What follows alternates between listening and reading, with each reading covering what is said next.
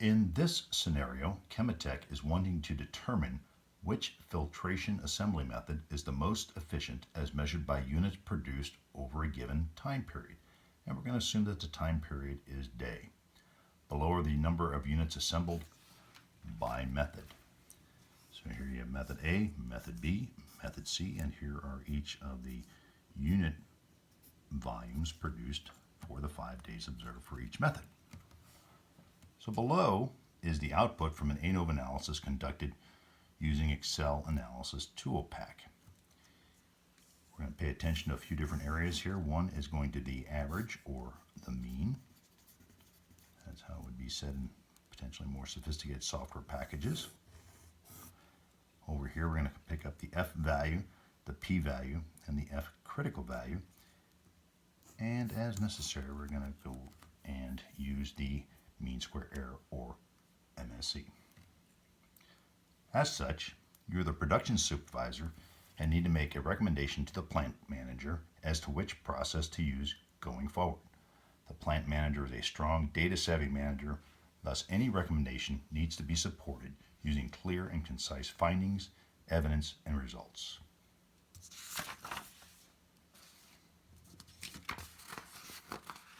Taking this from the top,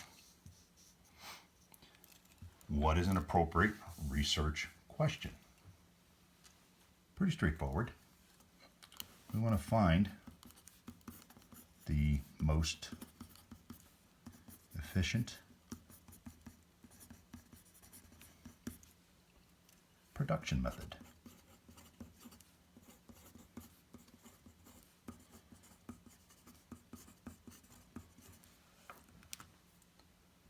And why would you want to do that?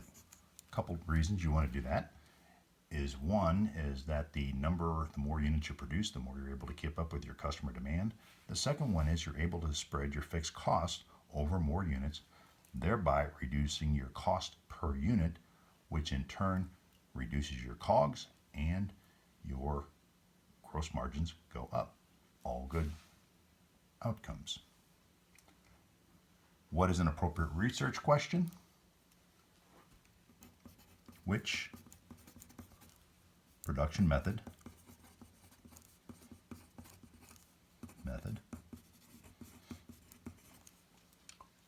has the highest output?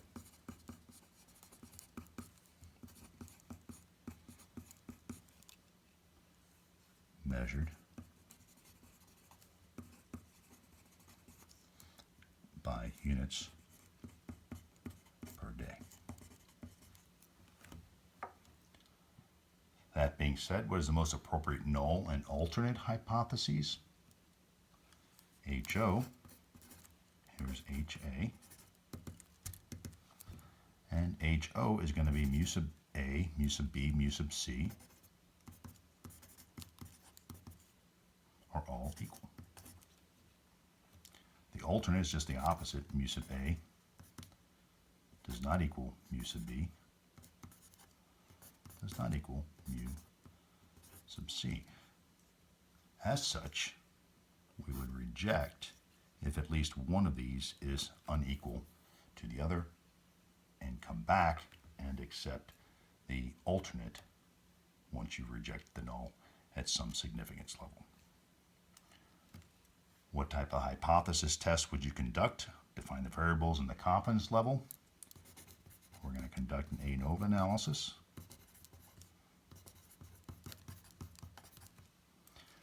At sig.05, P less than 0.05, 95% confidence level. And the variables are going to be units produced,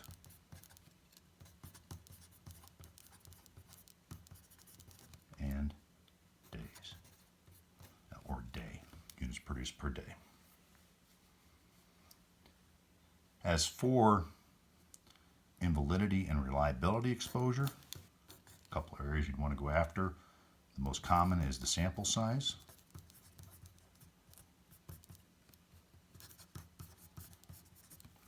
Here we have a sample size of 15, 3 methods, 5 apiece. A little low, and as such you might be violating the normalcy of distribution and be exposed to invalidity based upon violating the normalcy of distribution assumption. Another area that you would go after would be time of day, day of week. And what I mean by that is you can see here that we've made these observations on daily outputs, but what happens if some of the methods, or there was too much production on a Monday versus a Tuesday or a Friday, so that might be affected. The output might be affected by the day of the week, or it might also be affected by time of day. Think about people who come in and you're making these observations first thing in the morning and everybody's coming in and they're a little bit just kind of getting going, or versus the end of the day, a very different dynamic potentially going on. And those are a couple of invalidity and reliability items you'd have to mitigate.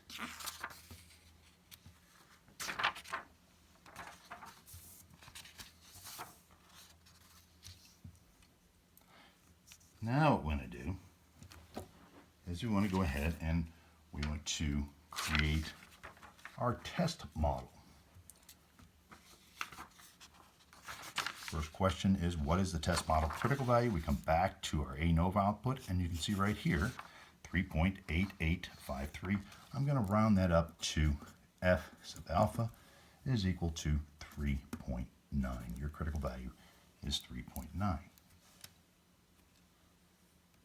Therefore, what we do is create our test model. I don't take off for artistic ability or lack thereof. You have your F sub alpha is equal to 3.9. You know that this area over here is going to define your do not reject HO. And the area over here, if your test statistic falls over here, you're going to reject the HO, meaning at least one of those means is not like the other.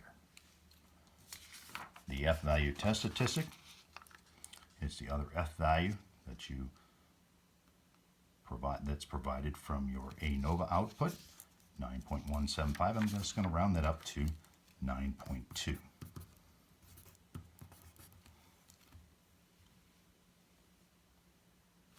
Now you go ahead and you run that 9.2 against your model, and it falls way out here. So you're clearly rejecting the null hypothesis in this situation or under these conditions. What is the p-value for the test statistic F? So you can verify your findings, and you come in here and say, okay, 0.0038, your p-value equals 0.0038, clearly less than 0.05, further verifying that you would reject the null.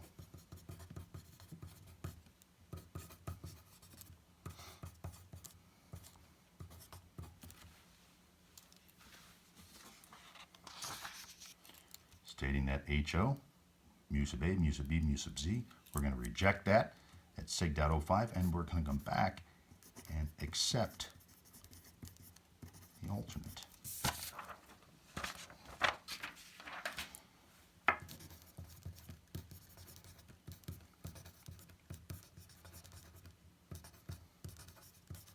HA at P less than 0.05.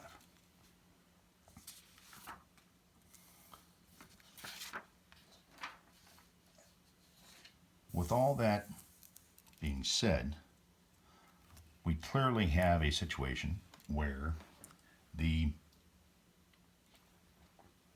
means are not all the same. So one of those, or at least one of those, is not like the other. The next step is to conduct a Fisher-LSD analysis. We're going to need our t-table, and we're also going to need an equation. Your LSD is equal to T sub alpha over 2. If you recall, we're going to conducting this model at p.05, so we're going to alpha over 2 is 0.025 is what we're going to run on our t-table, times the square root of the MSE times 1 over n sub I plus 1 over n sub j. We're going to be able to reuse this, what could be considered a quasi-critical value. We're going to be able to reuse that critical value for all the comparisons between the different methods to see which one is not like the other, because each of those has 5 samples, so this value will not change. T sub alpha over 2, we'll use our t-table, but one of the things we need to find out is the degrees of freedom. For an ANOVA analysis, degrees of freedom is equal to the total number of samples minus the number of categories. In this situation, we have 15 samples. 3 by 5, or 3 times 5 is 15. 15 minus 3 is equal to 12. Our degrees of freedom is 12. We know the upper tail is 0.025, so our T sub alpha over 2 is 2.179. Multiply by the square root of MSE. For the MSE, we have to go back to our ANOVA analysis output from Excel, 28.33.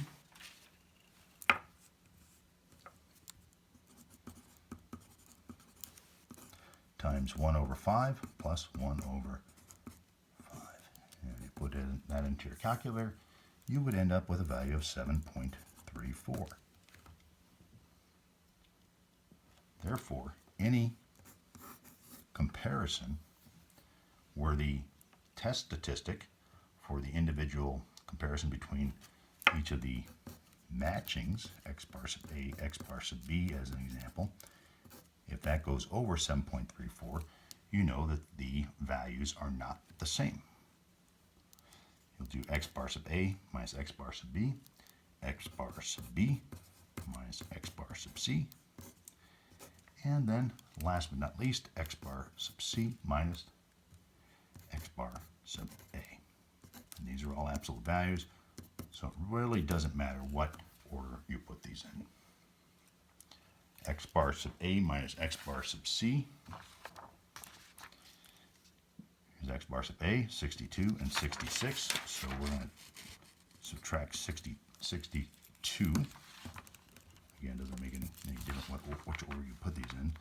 62 minus 66, absolute value. X sub B minus x bar sub C. And that from here. 66 and 52.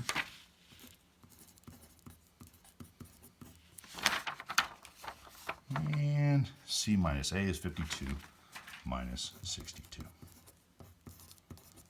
Absolute value.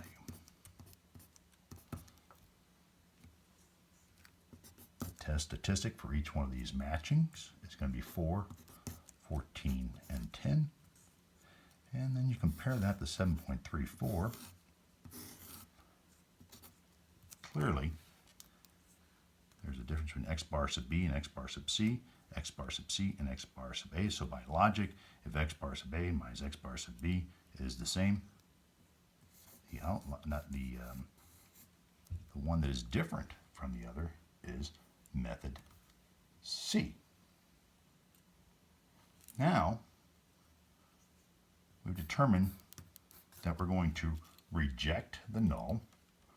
Further, we have determined that x bar sub C is lower than the other two as far as output, 62, 66, and 52, inferentially statistical at a p.05.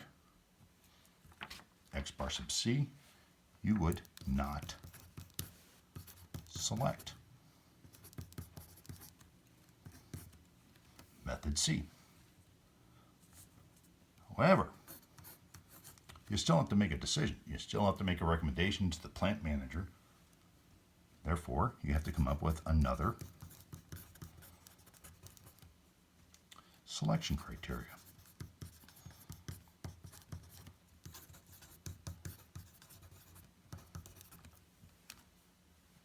One, and this is where you get a little bit creative, is you can make your selection criteria based on the cost of raw materials for each method A and B.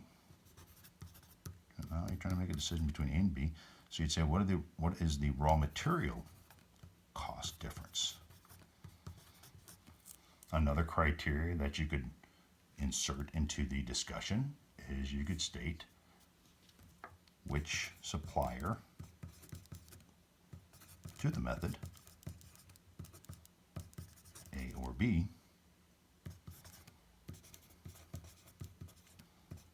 is stronger as far as on-time delivery. That concludes the analysis for ANOVA. Please let me know if you have any questions.